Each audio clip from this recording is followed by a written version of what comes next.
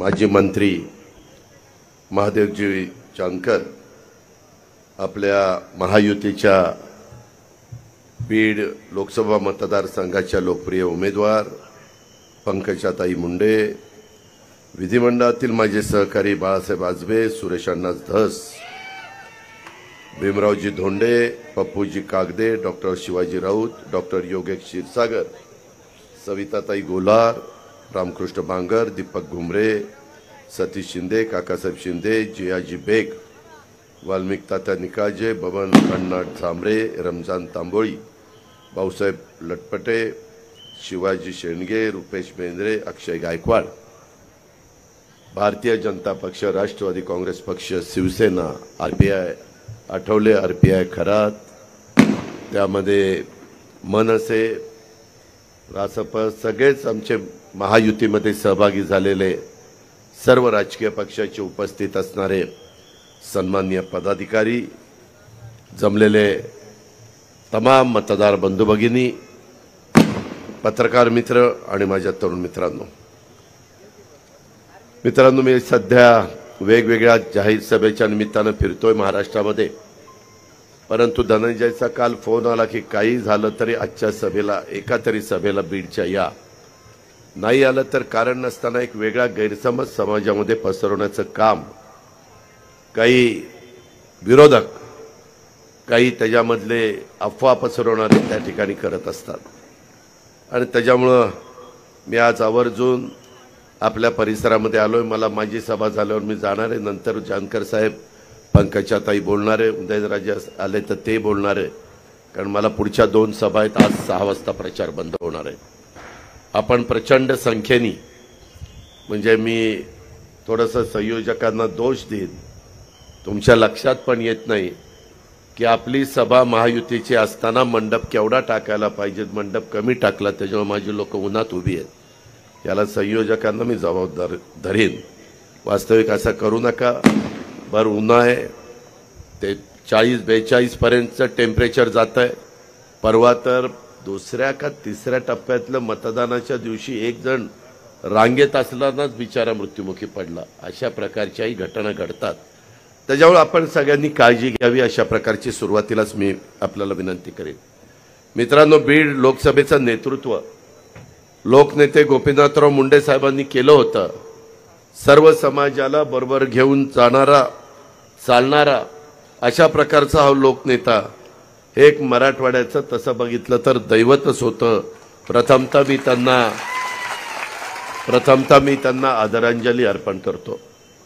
याच मतदारसंघातनं मला आठवतंय, मला राजकारणाच्या थोडंसं आवड आहे आणि त्याच्यामुळं 1967 साली क्रांतिसिंह नाना पाटील यांना देखील लोकसभेमध्ये निवडून पाठवलं. क्रांतिसिंह नाना पाटील सांगली सातारचे, परंतु जनहितासाठी संघर्ष करणाऱ्या नेतृत्वांना हा मतदारसंघ कायम साथ देत आलेला आहे. अशा प्रकारचा आपला बीड जिल्ह्याचा इतिहास आहे.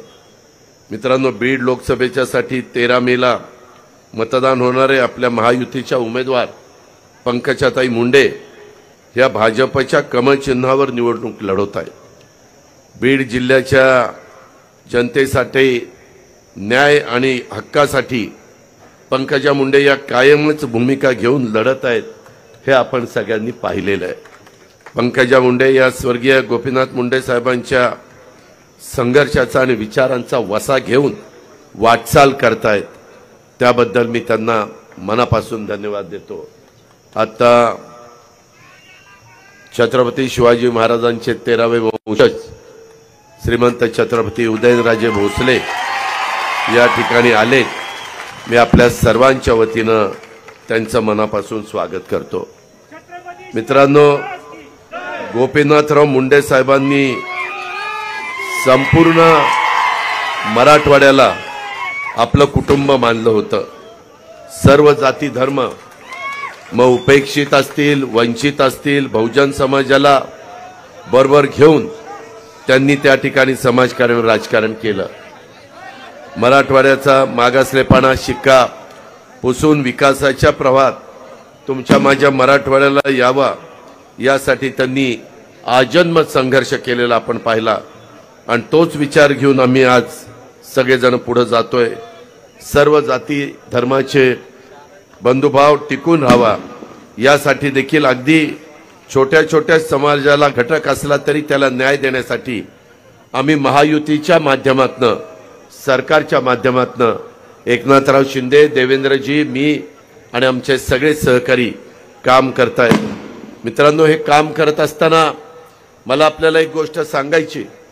कालच मनसेचे प्रमुख राज ठाकरेंची सभा होती। मी त्या सभेला नव्हतो, माझ्या वेगळ्या सभा होत्या, परंतु त्यांनी सभेमध्ये सांगितलं त्यांची माझी राजकीय भूमिका वेगळी।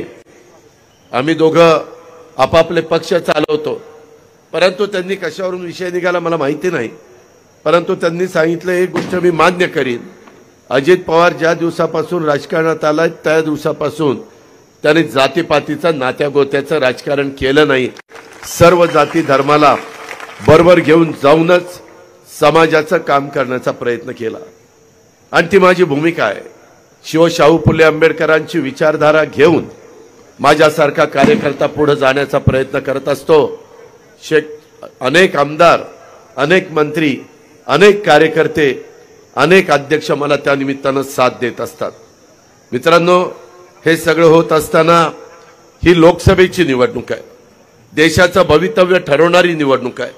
मी अनेकदा सांगत आलोय, महाराष्ट्राला सांगतो, बीडला सांगतो, कड्याला सांगतो की काही भावकी गावकीची निवडणूक नाहीये। आपल्या बीड लोकसभा मतदारसंघाच्या विकासाची ही निवडणूक आहे। त्यामुळे भावनिक होऊन माझी तुम्हाला हात जोडून विनंती आहे, भावनिक होऊन मतदान करू नका। महायुतीच्या सरकारच्या माध्यमातून बीडच्या मागासलेपणाचा शिक्का आपल्याला मिटून टाकायचा आहे। मित्रांनो, विकास काय केवळ बोलून होत नाही, त्यासाठी नव्या नव्या योजना हे आपल्याला हाती घ्याव्या लागतात, प्रकल्प हाती घ्यावे लागतात। त्याचा उल्लेख बाळासाहेबांनी, सुरेशनी आणि धनंजयनी थोडासा आपल्या भाषणामध्ये उझरता केला। दळणवळणाच्या सोयी झाल्या पाहिजेत, माझ्या पिण्याचं पाणी आणि शेतीचं पाणी माझ्या शेतकऱ्यांना मिळालं पाहिजे। उद्योगांना पोषक अशा प्रकारचं वातावरण हे आपल्याला निर्माण करावं लागतं, तर रोजगार निर्मिती देखील त्याच्यातनं चालना मिळते। या सगळ्याच्या करता निधीची आवश्यकता असते। मी बारामतीमध्ये, शिरूरमध्ये बोलत असताना लोकांना तेच सांगितलं, बाबांनो, मागे 5-10 वर्ष आपल्याला निधी आला नाही का, तर विरोधी पक्षाचा आमदार खासदार आमचा निवडून जायचा आणि लोकसभेमध्ये ते मोदींच्या विरोधामध्ये भाषण करायचे। भाषण विरोधामध्ये केल्यानंतर निधी येणार कसा? शेवटी आपल्याला विकासाच्या करता निधी आणायचं म्हटलं तर 1-2 पावलं पुढे मागे सरकावं लागतं, तर समोरचे लोक निधी देतात। ह्या गोष्टीचं भान हे देखील काही लोकांना नव्हतं, परंतु मी आपल्याला सगळ्यांना सांगेन, महायुतीच्या सरकारच्या माध्यमातून मी आज तुमच्या सगळ्यांच्या समोर अर्थमंत्री या नात्याने मराठवाड्याला जो गरजेपुरता लागेल, जो जेवढा निधी लागेल तो निधी देण्याच्या करता मी एकनाथराव देवेंद्र कुठे कमी पडणार नाही। त्यामध्ये मगाशी बोलत असताना सांगितलं 1.68 TMC पाणी तुम्हाला उपलब्ध होऊन देण्याच्या करता आम्ही सगळ्यांनी प्रयत्न केला। बाळासाहेब होते, सुरेश होता, धनंजय होते, आमचे भीमराव होते, आम्ही सगळेजण विकास कामाच्या मध्ये शेवटी एकत्रपणे भूमिका त्या ठिकाणी घेत असतो। आता 4 TMC पाण्याचं आपलं देणं बाकी आहे। मित्रांनो, कृष्णा भीमा स्थिरीकरण, माझ्या पंचगंगाचं पाणी, माझ्या कोयना कृष्णेचं पाणी हे टनेलच्या माध्यमातून नीरा खोऱ्यामध्ये आणायचं आहे। नीरा खोऱ्यामध्ये जे पाणी येतं ते बोगद्यातनं आम्ही उजनीमध्ये टाकलेलं आहे, उजनीमधनं भीमा खोऱ्याचं पाणी सीना खोऱ्यात बोगद्यातनं टाकलेलं आहे, परंतु आता तिकडच्या बोगद्याच्या कामाला काही 1000 कोटी रुपये लागणार आहेत। तुम्ही म्हणाल अजित पवार तुम्ही अर्थमंत्री, मग काय अडचण काय? तुम्ही एक गोष्ट बीडकरांनो लक्षात घ्या, मोठे मोठे प्रकल्प असले तर एकट्या सरकारच्या बजेटमध्ये हे पूर्ण होत नाही, त्याकरता केंद्राचा निधी लागतो। आज तुमच्या पुढे मी बोलत असताना राज्याचं बजेट जवळपास 6.5 लाख कोटी रुपये, 3.25 लाख कोटी रुपये मला पगाराच्या करता अधिकारी कर्मचाऱ्यांचे आणि पेन्शनच्या करता द्यावे लागतात। राहिलेल्या 3.25 लाख कोटीमध्ये माझा गरीब समाज, मागासवर्गीय समाज, आदिवासी समाज, अल्पसंख्याक समाज, बहुजन समाज, ओबीसी समाज ह्या सगळ्यांना निधी देण्याचं काम आणि विकासाला निधी देण्याचं काम आम्ही करत असतो। त्यामुळे ही निवडणूक महत्त्वाची आहे। मोदी साहेब स्वतः इथं सभेला आले होते, त्याचा उल्लेख माझ्या आधीच्या वक्त्यांनी केला। माझ्या पुण्यामध्ये देखील ते सभेला आले होते। मावळचे उमेदवार तिथं श्रीरंगप्पा बारणे, त्याच्यामध्ये पुण्याचे उमेदवार मुरलीधर मोहोळ, शिरूरचे उमेदवार शिवाजीराव आढळराव पाटील आणि बारामतीचे उमेदवार सुनेत्रा पवार, ह्या चौघांचा प्रचार त्यांनी एका जाहीर सभेच्या निमित्तानं केला। आमची सगळ्यांची भाषणं आधी झाली, कारण आम्हाला सांगितलं होतं मोदी साहेब यायच्या आधी तुम्ही भाषण करा। मोदी साहेब आल्यानंतर राज्याचे प्रमुख म्हणून एकटे एकनाथराव शिंदे तिथं बोलतील आणि नंतर मोदी साहेब मार्गदर्शन करतील। साहजिक आहे, त्यांचं वेळ महत्त्वाची आहे, त्यांना जास्तीत जास्त सभा घ्याव्या लागतात। जर आम्ही सगळेजण त्यांच्यासोबत भाषण करत बसलो तर वेळ जातो। त्याकरता एकनाथराव भाषणाला उठले। खुर्च्या अशा टाकलेल्या होत्या, एकनाथरावांच्या शेजारी माझी खुर्ची होती आणि एकनाथरावांच्या डाव्या बाजूला मोदी साहेबांची खुर्ची होती। मी माझी खुर्ची सोडली आणि मोदी साहेबांच्या शेजारी येऊन बसलो। मित्रांनो, गावच्या गप्पा मारण्याकरता नव्हतं बसलो। त्याच्यामध्ये मी मोदी साहेबांना सांगितलं, मोदी साहेब माझे काही प्रश्न आहेत, तुम्ही संपूर्ण देशामध्ये प्रचार करताय, आम्ही महाराष्ट्राच्या कानाकोपऱ्यामध्ये जातोय, आमच्या लोकांचे प्रश्न जे कापसाचा आहे, जो सोयाबीनचा आहे, जो दानाचा आहे, जो दुधाचा आहे, तो आमच्या अखत्यारीमध्ये येतो। त्या संदर्भामध्ये आम्ही एकनाथराव देवेंद्रजी निर्णय घेऊ, मी नंतर त्या विषयावर येतो तुमच्याकडे। पण आता मला तुमच्याकडनं कांद्याची निर्यात बंदी जी केली ती निर्यात बंदी उठवावी आणि कांदा बाहेर जावा असं माझा बीड जिल्हा, सोलापूर जिल्हा, माझा पुणे जिल्हा, नाशिक जिल्हा, ह्या सगळ्या नगर जिल्हा, ह्या सगळ्या भागामध्ये आमचा शेतकरी कांदा उत्पादक आहे आणि त्याला 2 पैसे मिळत असतात। त्याचा प्रपंच त्याच्यावर आहे, त्याची मुलं बाळ त्याच्यावर आहेत, त्याच्या संपूर्ण घर त्याच्यावर अवलंबून आहे आणि मग त्याच्यातनं ते नाराज होतात। कारण नसताना ती नाराजी आपल्याला त्याची किंमत मोजावी लागते। ते म्हणले, अजित काळजी करू नको, मी गेल्यानंतर त्या संदर्भातली निर्यात बंदी उठवतो। निर्यात बंदी उठवलेली आहे, थोडा उशीर झाला मी मान्य करतो, परंतु आता इथून पुढच्या काळामध्ये मी देखील शेतकरी आहे, तुम्ही देखील शेतकरी आहे। शेतकरी तुमची माझी जात आहे, दुसरी कुठली जात आपली नाहीये। बाकीचे जण स्वतःची राजकीय पोळी भाजून घेण्याच्या करता वेगवेगळ्या पद्धतीने सांगतात, आम्ही अमकं, आम्ही तमको, आम्ही 96 कोळी आणि आम्ही काय 92 कोळी वाटलो का काय? उगीच काहीतरी गप्पा हाणायच्या। आम्हाला पण बोलता येतं, परंतु आम्ही तारतम्य ठेवून बोलत असतो, कारण ती स्वर्गीय यशवंतराव चव्हाण साहेबांची आम्हाला शिकवण आहे, ती आपली महाराष्ट्राची संस्कृती आहे, ती आपली परंपरा आहे। ह्याचं देखील भान चुकीच्या पद्धतीनं बोलणाऱ्यांनी ठेवलं पाहिजे। मित्रांनो, ह्याच्यातनं हा मार्ग आपण काढला। माझा दुधाचा धंदा, माझ्या इथं देखील माझ्या रामकृष्ण बांगर आहेत, सुरेश आहे, बाकीचे सगळे सहकारी आहेत।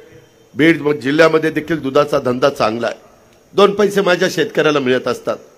दुधाचा दर उतरला, एकनाथराव, मी, देवेंद्र आणि राधाकृष्ण आम्ही चौघ बसलो, आपण 5 रुपये अनुदान देऊ। सरकारच्या तिजोरीतनं 2 पैसे माझ्या शेतकऱ्याला मदत करावे लागले तरी चालतील, पण मागं हटायचं नाही। आम्ही 5 रुपये लिटरला डायरेक्ट त्याच्या अकाउंटला डीबीटीला टाकले। मी आज तुम्हाला जाहीरपणे सांगतो, यदा कदाचित काहींचे पैसे राहिले असतील, कारण ऑनलाईन करत असताना काही त्याच्यामध्ये बारकावे आहेत, बांगरांना माहिती आहे की बऱ्याचशा ठिकाणी अडचणी येतात। त्या अडचणी आचारसंहिता संपल्यानंतर मी तुम्हाला शब्द देतो की ते ताबडतोब त्याची मीटिंग घेऊन त्या त्रुटी दूर केल्या जातील आणि तुम्ही गाईचं दूध जे काही आम्हाला सरकारला घातलेलं आहे त्याचा पै आणि पै तुमच्या अकाउंटला टाकल्याशिवाय आम्ही गप्पा बसणार नाही, हा देखील शब्द ह्या निमित्तानं देतो। मित्रांनो, आपल्याकडं माझा सोयाबीन आणि कापूस पिकवणारा 72 शेतकरी आहे। बऱ्याचदा त्याची शेतीवाडी ह्या पावसावर अवलंबून असते। यंदा हवामान खात्याने सांगितलंय वेळेपूर्वीच मान्सून त्या ठिकाणी येईल। प्री मान्सून सुरू झाला, काल माझ्या पुण्यामध्ये पण बरा पाऊस पडला, परंतु वारं सुटतंय, थोडंफार नुकसान पण होतंय, पण पावसाची गरज आहे, गारव्याची गरज आहे, पाण्याची गरज आहे आणि त्याच्यामुळे सगळेजण आपण तिकडं डोळे लावून बसलेलो आहे। मित्रांनो, ह्याच्यामध्ये आम्ही ज्यावेळेस कॅबिनेट घ्यायचो त्यावेळेस आचारसंहिता लागणार होती, आम्हाला सगळं माहिती होतं, म्हणून आम्ही फटाफट निर्णय घेत होतो। आणि त्यावेळेस आमच्या लक्षात आलं की माझ्या महाराष्ट्रातल्या कापूस उत्पादक शेतकऱ्याला आणि माझ्या सोयाबीन उत्पादक शेतकऱ्याला भाव कमी झालेले त्याचा काही दोष नाहीये, भाव पडलेत म्हणून आम्ही बजेटमध्ये 4,000 कोटी रुपये बाजूला ठेवले। 4,000 कोटी रुपये कापूस आणि सोयाबीन उत्पादक शेतकऱ्याला आम्ही साधारण क्विंटलला नाही देणार, आम्ही हेक्टरवर किंवा एकरावर किंवा अर्ध्या एकरावर जे तुमचं क्षेत्र आहे त्याच्यावर देणार आहोत। ते जे सगळे पेपर्स आमच्याकडे पोहोचले नाही त्यामुळे आचारसंहिता सुरू व्हायच्या आत तो निर्णय घेता आला नाही, पण एक निर्णय घेतलाय की या दोन उत्पादक शेतकऱ्यांना कापूस आणि सोयाबीन यांना त्यांना मदत करण्याच्या करता राज्य सरकारच्या तिजोरीतनं 4,000 कोटी रुपये द्यायचे एवढा मात्र निर्णय घेतलाय। आम्ही शब्दाचे पक्के आहोत, त्या पद्धतीने तुमचे पैसे जे काही ठरेल, जसं दुधाला 5 रुपये ठरलं तसं सोयाबीन आणि कापसाला पण योग्य पद्धतीने आम्ही देण्याचं ठरवू आणि त्या प्रकारे आम्ही याबद्दलची भूमिका त्या बाबतीतली पुरी करू। मित्रांनो, मला एका गोष्टीची जाण आहे, कधी कधी भाषणामध्ये काही गोष्टी बोलून जातात। मध्ये देखील देवेंद्रजी आले आणि त्यांनी जाता जाता सांगितलं की आमचं आष्टी पाटोदा शिरूरला सुरेश रावांना उमेदवारी देणार।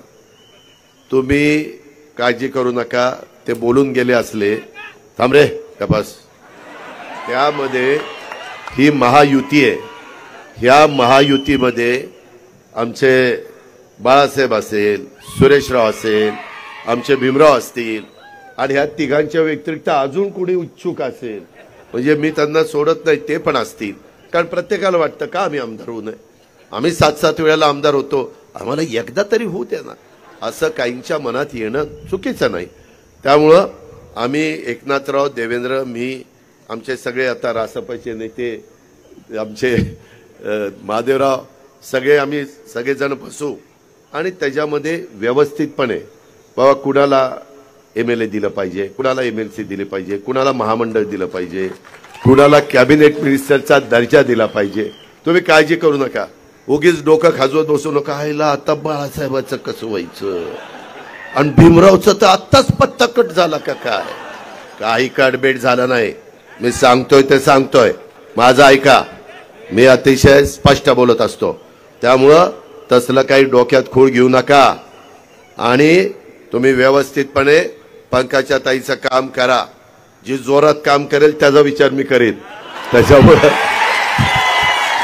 त्याच्यामुळं तुम्ही काही काळजी करू नका।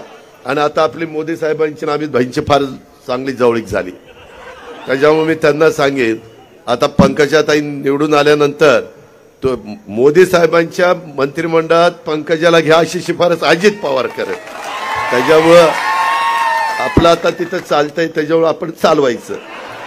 मित्रांनो, ह्या पद्धतीने आपण पुढे जाऊ। शेवटी माणुसकी महत्वाची, कुणी कुणाचा कायमचा शत्रू नसतं, कुणी कुणाचा कायमचा मित्र नसतं, माणुसकी महत्वाची आणि ती गोष्ट लक्षात ठेवा।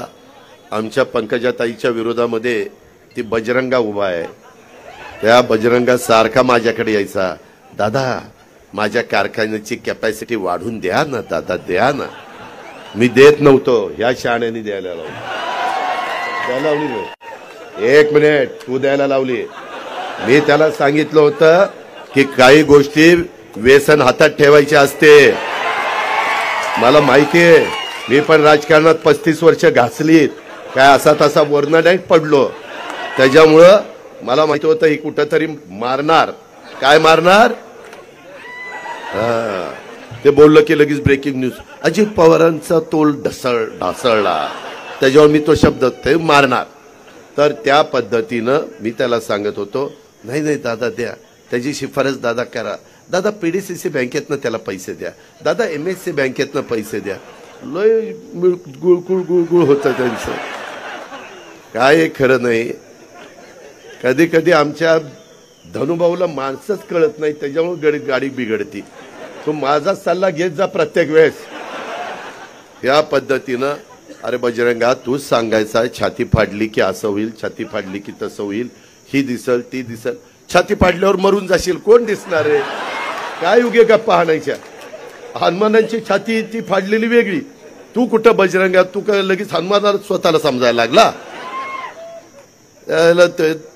बार्शीमध्ये त्याचा कारखाना चाललाय, इथं त्याचा कारखाना चाललाय, बरं चाललं होतं. त्याला का अवदसा आठवली कोणाला माहिती, आणि ते एकदम उभंच राहिले. बरं मागं उभं राहून ट्राय झाली पडायची, आता कशाला उभं राहायचं. त्याच्या संदर्भातलं धंदा पाणी नीट केला पाहिजे, प्रपंच नीट केला पाहिजे. परंतु मित्रांनो, काही काहींना जरा दोन पैसे आल्यानंतर मस्ती येतेच, आणि तशा पद्धतीनं त्याला मस्ती आली आणि इतके दिवस माझ्याबरोबर राहिला आणि आता मला सोडलं. मी एवढं त्याला सगळं देऊन जो मला सोडू शकतो तो तुम्हाला सोडायला किती वेळ लावणार आहे, याचा विचार करा. आणि ही पठ्ठ्या स्वतःही खासदारकीला पडला. अरे त्याच्या पोरीला त्याला ग्रामपंचायती नगरपालिका निवडून आणता आलं. अरे तू तुझ्या पोरीला नगरपालिका आणि ग्रामपंचायतीला निवडून आणू शकत नाही आणि खासदार व्हायला निघाला. आणि बाकीचे जण लय तुझं भारी चाललंय, लय तुझं भारी. काय त्याचं भारी चाललं नाही. तुम्ही काय काळजी करू नका, तुम्ही अजिबात मनात वेगळं काही आणू नका. हा सर्व जाती धर्माला घेऊन जाणारा लोकसभा मतदारसंघ आहे. हा शिवशाहू फुले आंबेडकरांचा महाराष्ट्र आहे. युगपुरुष छत्रपती शिवाजी महाराजांनी 18 पगड जाती 12 बलुतेदारांना बरोबर घेऊन, मावळे बरोबर घेऊन हिंदवी स्वराज्याची स्थापना केली. होता जीवा म्हणून वाचला शिवा, हे आपण विसरता कामा नये. आणि अशा पद्धतीची आपल्या बापदाद्याची सगळ्यांची आपल्याला शिकवण आहे, आपल्या महापुरुषांची आपल्याला शिकवण आहे. त्याचा विसर पडता कामा नये. निवडणुका येतील, निवडणुका जातील, परंतु जे अंतर वाढतं, समाजात जी तेढ निर्माण होती, ती तेढ मिटवायला फार वेळ लागतो. मित्रांनो, मला मुस्लिम समाजाच्या माझ्या कार्यकर्त्यांना सांगायचंय, मतदारांना सांगायचंय, तुम्ही काही काळजी करू नका. आम्ही सरकारमध्ये, यंदा सरकारमध्ये असताना मी मौलाना आझाद महामंडळाला 1000 कोटी भाग भांडवल केलं. किती? 1000 कोटी. मी विचार केला नाही हा कुठल्या जातीचा, हा कुठल्या धर्माचा, हा कुठल्या पंथाचा. शेवटी सगळे आपण भारतीय आहोत, याचा विचार आपण केला पाहिजे. आणि त्या प्रकारे त्यांच्या पण मुलांना मुलींना व्यवस्थितपणे कर्ज, जसं अण्णासाहेब पाटील महामंडळातनं मराठा समाजाला मिळतं, जसं इतर मागासवर्गीयांच्या करता तो कर्ज आपण उपलब्ध महामंडळातर्फे करून देतो. महाज्योती आहे, सारथी आहे, माझ्या मागासवर्गीयांच्या करता बार्टी आहे. माझा मातंग समाज म्हणायचा, दादा आम्हाला अन्याय होतो, बार्टीचा जास्तीत जास्त उपयोग नवबौद्धांना होतो. तिथंही लक्ष घातलं आम्ही सगळ्यांनी आणि त्यांच्याकरता आरटी केलं. बार्टी बाकी नवबौद्धांना, मातंगांना आरटी. शेवटी सर्वजण आपली माणसं आहेत. या पद्धतीनं इतर पण समाजाला वेगवेगळी महामंडळ आपण काढून दिलीत आणि अशा पद्धतीनं आम्ही पुढे चाललोय. अल्पसंख्याक विभागाला पण जास्तीचा निधी दिला. धनंजय, तुला आठवत असेल, माझ्याच चेंबरला मीटिंग झाली, हसन मुश्रीफ होते, आपला अब्दुल सत्तार होता, बाकीचे सगळे अधिकारी पदाधिकारी होते. आणि त्यामध्ये माझा अल्पसंख्याक समाज मला सांगत होता, उर्दूच्या शाळा बांधायला आम्हाला निधी नाही, दफनभूमीला वॉल कंपाऊंड करायला निधी नाही, दफनभूमी करायला निधी नाही, अशा वेगवेगळ्या शादीखान्याला निधी नाही. यावेळेस ह्या सगळ्या कामाला निधी दिला. तुम्ही बघा, प्रत्येक ठिकाणी तुम्हाला निधी देण्याचं काम झालेलं आहे. बाळासाहेब, तुझ्याकडे पण निधी आला, धनंजय तुझ्याकडे पण निधी आला, असा भेदभाव केला नाही. शेवटी सगळी आपली माणसं आहेत, याचा विचार आम्ही लोकांनी केला. त्याच्यामध्ये वक्फ बोर्डाच्या जमिनी काही जण लाटायला निघाली, त्याच्यामध्ये काही कायद्यामध्ये दुरुस्ती केली. या पद्धतीनं आमचं काम चाललेलं आहे. मला अल्पसंख्याक समाजाला पण सांगायचं आहे, तुम्ही घाबरू नका, आम्ही तुमच्या पाठीशी, तुमच्या केसाला कोणी धक्का लावणार नाही. हे काही सांगतात, अरे आता हे सरकार आलं की ह्यांना गोळा करतील, पाकिस्तानला पाठवतील. काय तुमच्या बापाच्या घरचं आहे पाकिस्तानला पाठवायला? काही पण बोलता, काही पण सांगता, खोटा नाटा प्रचार करता. त्याच्यामध्ये मागासवर्गीयांची मतं घ्यायला, त्यांच्यात संभ्रमावस्था निर्माण करायला सांगतात की आता हे सरकार परत आलं तर संविधान बदलणार, घटना बदलणार, आता निवडणुकाच होणार नाही, असलं सांगायला मागं पुढे बघत नाही.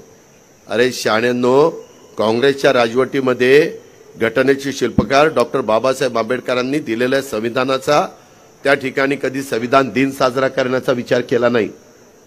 नरेंद्रभाई मोदींनी त्यांच्या कारकिर्दीमध्ये बाळासाहेबांचा सन्मान ठेवण्याच्या करता त्याच्यामध्ये संविधान दिन साजरा केला, सुरू केलाय.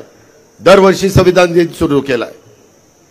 ह्या काँग्रेसवाल्यांनी घटना लिहून घेतली, संविधान लिहून घेतलं आणि त्याच्यामध्ये बाबासाहेब ज्यावेळेस उभे राहिले काँग्रेसवाल्यांनी विरोधी आमदार खासदार उभा केला आणि बाबासाहेबांना पाडलं। तुम्हाला जर बाबासाहेबांच्या बद्दल एवढं प्रेम आहे आता दाखवता तर हयात असताना त्यांना का पराभूत केलं, का नाही बिनविरोध निवडून दिला? महाराष्ट्रामध्ये इतिहास आहे काही लोकांना बिनविरोध निवडून द्यायचा। यंदा सुरतचा आणि मला वाटतं इंदोरचा खासदार बिनविरोध निवडून आलाय। ह्याची पण नोंद माझ्या मागासवर्गीय समाजाने या निवडणुकीच्या निमित्तानं घेतली पाहिजे असं मला आपल्याला सगळ्यांना सांगायचं आहे। मित्रांनो, राष्ट्र मोठं झालं तर महाराष्ट्र मोठा होईल ही स्वर्गीय यशवंतराव चव्हाण साहेबांची भूमिका होती आणि आम्ही नेमकं त्याच रस्त्याने चाललोय। आम्ही विकासाच्या करता ही भूमिका घेतली, त्याच्यामध्ये माझ्या शेवटच्या माणसाला पण मदत झाली पाहिजे हा आमचा दृष्टिकोन आहे। त्याच्यातनं केंद्रामध्ये पंकजाताई मुंडे गेल्या तर तिथं रेल्वेचे प्रश्न सोडवण्याच्या करता निधी आणण्याचं काम ते करतील। त्याच्या संदर्भामध्ये इतर बाबतीमध्ये नॅशनल हायवेची कामं असतील, आरो ब्रिजची कामं असतील।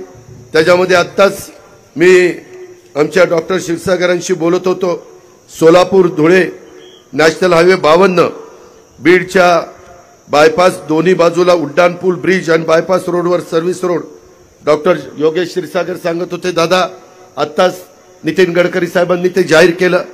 त्याच्यामध्ये बीड शहरामध्ये नगरोत्थान टप्पा 3 17 रस्ते ते आपल्याला करायचे। आपलं मराठवाड्यातलं बीड जिल्हा महत्वाचा जिल्हा, शहराचं ठिकाण, जिल्ह्याचं ठिकाण, त्यामुळे ह्याही बाबतीमध्ये डॉक्टर योगेश आपण काळजी करू नका, ते आमच्याच एकनाथराव शिंदे यांच्याकडे ते काम आहे। आपली निवडणूक संपल्यानंतर आचारसंहिता संपल्यानंतर मी धनंजय त्याच्यामध्ये पंकजाताई आम्ही सगळेजण जाऊन एकनाथरावांना सांगितलं तर एकनाथराव नाही म्हणणार नाही, हेही काम तुमचं मार्गी लावू। आपल्याला शेवटी कामं करायची, आपण कामाची माणसं, आपण नुसतंच गप्पा मारणारी माणसं नाहीयेत, आपण लोकांना दिलेले शब्द पाळणारी माणसं आहोत।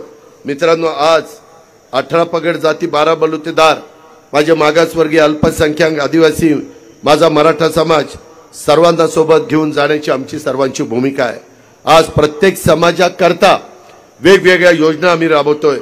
12 बलुतेदारांच्या करता केंद्राने विश्वकर्मा योजना आणलेली आहे, आम्ही त्याचा अधिक विस्तार करणार आहोत।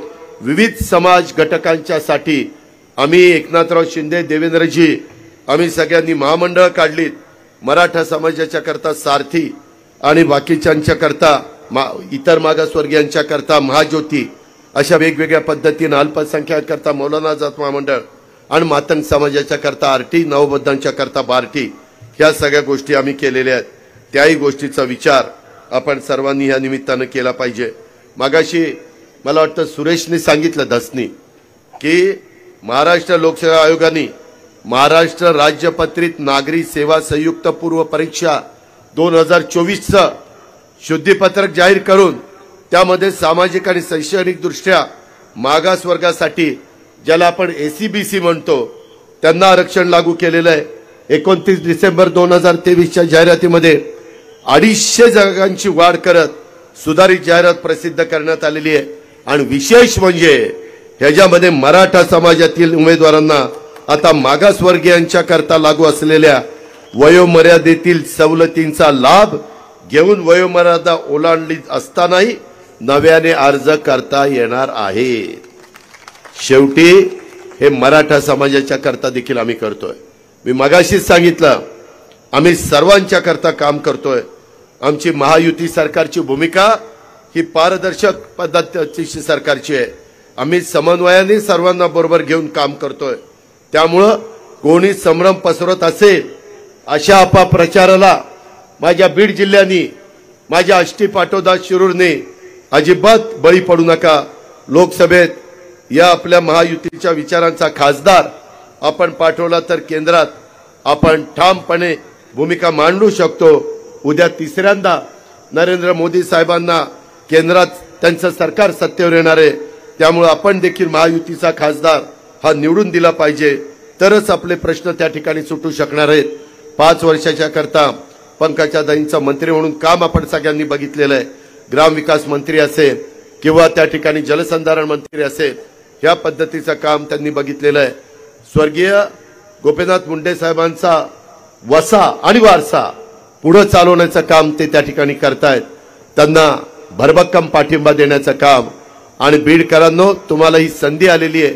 या निमित्तानं पंकजाताई मुंडेंचं एक नंबरलाच नाव आहे, म्हणजे नशिबानी त्या मशीनमध्ये नंबर पण एकच आलेला आहे। त्याच्यामुळं आपण त्याच्याबद्दलची काळजी करू नका। आता आपल्याला नंबर 1नी त्यांना त्या ठिकाणी विजय करायचं, ते पवित्र काम तुमच्या प्रत्येकाच्या मतामध्ये, ते पवित्र मत तुम्ही त्या दिवशी कमळाच्या समोरील बटन दाबून त्या ठिकाणी विक्रमी मताधिक्याने विजय करा। जाता जाता एकच गोष्ट सांगतो, मगाशी बीड जिल्हा मध्यवर्ती सहकारी बँकेच्या संदर्भामध्ये धनंजय मुंडेंनी मुद्दा उपस्थित केला होता। मित्रांनो, मी देखील अतिशय चांगल्या पद्धतीने बँका चालवणारा एक कार्यकर्ता आहे। माझ्यावर आरोप झाले, मला क्लीन चिट मिळाली, पण माझी बदनामी झाली, मला त्याची जबरदस्त किंमत मोजावी लागली।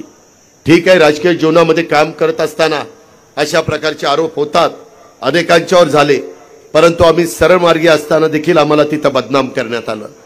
मित्रांनो, आज धनंजयांनी आव्हान केलेलं आहे, मलाही माहिती आहे माझ्या शेतकऱ्यांना जास्तीच्या व्याजाने पैसे सावकाराकडनं घेऊन त्यांना शेतीवाडीचा व्यवसाय करता येत नाही, म्हणून आम्ही 0% व्याजाने कर्ज पुरवठा 3 लाखापर्यंत पीक कर्ज शेतकऱ्यांना देण्याचा निर्णय घेतला। परंतु राज्यातल्या काही बँकाच अडचणीत आहे, जशी तुमची बीड जिल्हा बँक अडचणीत आहे, जशी मागे वर्धा जिल्हा बँक, नागपूर जिल्हा बँक, बुलढाणा जिल्हा बँक ह्या त्या ठिकाणी अडचणीत आहे, सोलापूर जिल्हा बँक पण अडचणीत आहे। काही बँका आम्ही अडचणीत बाहेर काढल्या, बीड जिल्हा बुलढाणा जिल्हा बँक अडचणीत बाहेर काढली। मला माहितीच होतं की आमचा धनंजय भाऊ, धनु भाऊ काहीतरी मुद्दा काढणार, त्याच्यामुळे मी आधीच आचारसंहिता लागायच्या आधीच सगळी माहिती घेतली होती। मी बीडकरांनो एवढंच सांगतो की मागं जे काही झालं बीड जिल्हा मध्यवर्ती सहकारी बँकेचं झालं गेलं ते गंगेला मिळालं। आता चांगली लोक तिथं निवडून द्या। सध्या तर प्रशासकच आहे, जोपर्यंत टाळ्यावर येत नाही तोपर्यंत प्रशासक काढतच नाही, आणि त्या प्रशासकाकडनं प्रस्ताव आचारसंहिता संपल्यावर घेतो। त्याच्यामध्ये बीड जिल्हा बँकेला जसं राज्य सरकारने हमी दिली आणि तिथल्या शेतकऱ्यांना पीक कर्ज सुरू केलं, त्या पद्धतीनं माझ्या मराठवाड्याच्या 72 शेतकऱ्यांच्या करता जे 0% व्याजाने कर्ज पुरवठा पीक कर्जाला दिला गेला पाहिजे, तो वेळेत परतफेड करायची। वेळेत परतफेड वर्षात नाही केली तर 12%, वेळेत केली तर 0%, नाही तर मग माकडवाला नंदीवाल्याकडे जायचं 10 रुपये शेकडा। तर तसं काही चालणार नाही, आर्थिक शिस्त लावलीच पाहिजे। त्या पद्धतीनं आम्ही धनंजय आचारसंहिता संपल्या तुम्हाला भेट सहकार खातं आपल्याच दिलीप वळसे पाटलाकडे, सगळे अधिकारी बोलू, अर्थ मंत्रालय माझ्याकडेच आहे, एमएससी बँकेचे पण लोक बोलू आणि त्याच्यातनं मार्ग काढू। मी एवढाच शब्द त्याच्यामध्ये देतो, बीडकरांनो, ह्या बाबतीमध्ये तुमचं पीक कर्ज सुरू करण्याच्या करता हे राज्य सरकार, आम्ही लोक सकारात्मकच निर्णय घेऊ आणि खरीपाला तुम्हाला त्या पद्धतीनं मदत करून दाखवू, अशा प्रकारचा विश्वास मी आपल्या सर्व सहकारी मित्रांना ह्या निमित्तानं देतो। त्याच्यामध्ये आपल्याला ग्रीनफील्ड ट्रान्समिशन प्रकल्प, इंडिया ग्रीड ट्रस्ट इंडिग्रीड ने बीड कलम ट्रान्समिशन लिमिटेड KTL हा पहिला ग्रीनफील्ड प्रकल्प कार्यान्वित केले असल्याची घोषणा एप्रिल 2024 मध्ये केलेली आहे। आपले अहमदनगर बीड परळी वैजनाथ रेल्वे लाईन महाराष्ट्रातील 261.25 किलोमीटर ब्रॉडगेज रेल्वे मार्ग प्रकल्प जो भारत सरकार आणि महाराष्ट्र सरकार संयुक्तपणे करतोय, प्रत्येक पक्ष 50% खर्च सामायिक करतोय। त्याच्यामध्ये आता 66 किलोमीटरचा रेल्वे मार्ग कार्यान्वित झालेला आहे, 78% काम पूर्ण झालेलं आहे, प्रकल्पाची भूसंपादन 99% झालेलं आहे। पंकजाताई, एकदा तुम्ही खासदार झाल्यानंतर हे काम मात्र आपल्याला 100% पूर्ण करून एकदा लोकांचं समाधान करून टाकायचं आहे। सुरत चेन्नई राष्ट्रीय द्रुतगती मार्ग माझ्या बीड जिल्ह्यातनं जातो, आष्टी तालुक्यातून 14 गावातनं बाळासाहेब तो मार्ग जातो। हा एक्सप्रेस वे गुजरातमधील सुरत ते खाली तामिळनाडू मधील चेन्नईला जोडणार आहे। सुरत टू चेन्नई वाया आपला बीड नागपूर गोवा द्रुतगती मार्ग हा देखील ज्याला शक्तीपीठ द्रुतगती मार्ग म्हणून ओळखला जातो तो पण आपल्या बीड जिल्ह्यातनं जाणार आहे। एवढे महत्त्वाची रेल्वे लाईन, एवढे महत्त्वाचे आपले असणारे रस्ते, त्याच्यामध्ये नॅशनल हायवे हे जात असताना आपल्या उद्याच्या तरुण पिढीचं भवितव्य उज्ज्वल करण्याच्या करता या सगळ्याचा उपयोग आपण करून घेतला पाहिजे। त्याच्यामध्ये कुठं मागे राहता कामा नये। आणि आपल्याला अजून एक काम करायचं आहे, केंद्रामध्ये गेल्यानंतर खासदारांनी आपल्या इथं एक विमानतळ करायचंय, धावपट्टी, की कुठलंही विमान इथं उतरेल। आज आम्हाला उतरायचं म्हटलं तर परभणीला धावपट्टी नाही, आमच्या बीडला धावपट्टी नाही, नांदेडला जावं लागतं, माझ्या हिंगोलीला नाहीये, माझ्या थेट संभाजीनगरला आहे, जालनाला नाहीये, त्याच्यावर बीडला पण करण्याची गरज आहे। त्याचा योग्य मोबदला देण्याचं काम आपण करू। राज्य सरकार देखील त्यामध्ये मनापासून लक्ष घातलं जाईल। उद्याच्याला विमानं उतरायला लागली, भले उद्योगपतींची असू द्या, लहान विमानं असू द्या, तर उद्योगपती इथं गुंतवणूक करतील, त्याच्यातनं रोजगार निर्माण होईल, त्याच्यातनं कारखानदारी येईल। माझ्या बीडचा बराचसा वर्ग कामाधंद्याच्या नोकरीच्या निमित्तानं, ऊस तोडणीच्या निमित्तानं बाहेर जातो, तो त्या ठिकाणी बाहेर जायचं काम बंद करेल। कारण त्यांनी पण कुठेतरी स्वतःच्या घरी राहिलं पाहिजे, प्रपंच पाहिला पाहिजे। त्याही बाबतीमध्ये एक महामंडळ आपण धनंजय असताना काढलंय, त्याच्यातून पण चांगल्या प्रकारची मदत आपण करतोय।